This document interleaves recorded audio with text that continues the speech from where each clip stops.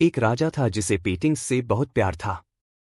एक बार उसने घोषणा की कि जो कोई भी उसे एक ऐसी पेंटिंग बनाकर देगा जो शांति को दर्शाती हो तो वह उसे मुंह मांगा इनाम देगा। फैसले के दिन एक से बढ़कर एक चित्रकार इनाम जीतने की लालच में अपनी अपनी पेंटिंग्स लेकर राजा के महल पहुंचे। राजा ने एक एक करके सभी पेंटिंग्स देखीं और उनमें से दो को अलग रखवा दिया। अब इन्हीं दोनों में से एक को इनाम के लिए चुना जाना था। पहली पेंटिंग एक अति सुंदर शांत झील की थी।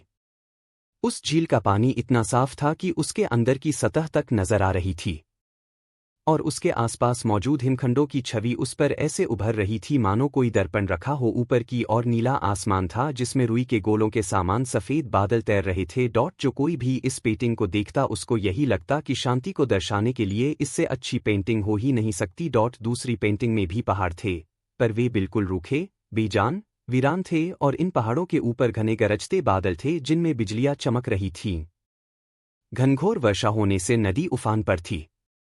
तेज हवाओं से पेड़ हिल रहे थे और पहाड़ी के एक ओर स्थित झरने ने रौद्र रूप धारण कर रखा था। जो कोई भी इस पेंटिंग को देखता यही सोचता कि भला इसका शांति से क्या लेना देना, इसमें तो बस अशांति ही अशांति है।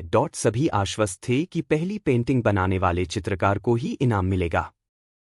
तभी राजा अपने सिंहासन से उठे और ऐलान किया कि दूसरी पेंटिंग बनाने वाले चित्रकार को वह मुंह मांगा इनाम देंगे। हर कोई आश्चर्य में था। पहले चित्रकार से रहा नहीं गया, वह बोला, लेकिन महाराज उस पेंटिंग में ऐसा क्या है जो आपने उसे इनाम देने का फैसला लिया, जबकि हर कोई यही कह रहा है कि मेरी पेंटिंग ही शांति को दर्शाने के लिए सर्वश्रेष्ठ है। आओ मेरे साथ। राजा ने पहले चित्रकार को अपने साथ चलने के लिए कहा। दूसरी पेंटिंग के समक्ष पहुंचकर राजा बोले, झरने के बाईं ओर हवा से एक तरह झुके इस वृक्ष को देखो, देखो इसकी डाली पर बने इस घोंसले को देखो, देखो कैसे एक चिड़िया इतनी कोमलता से, इतने शांत भाव व प्रेम से पूर्ण होकर अपने बच्चों को भोजन करा रही है। फिर राजा ने वहां उपस्थित सभी लोगों को समझाया, शांत होने का मतलब ये नहीं है कि आप ऐसे स्थिति में हो जहां कोई शोर नहीं हो, कोई समस्या नहीं हो, जहां कड़ी मेहनत नहीं हो, जहां आपकी परीक्षा नहीं हो। शांत होने का सही अर्थ है कि आप हर तरह की अव्यवस्था, अशांति, अराजकता के बीच हों और फिर भी आप शांत रहें, अपने काम पर केंद्रित रहें, अपने लक्ष्य की ओर अग्रसित रहें।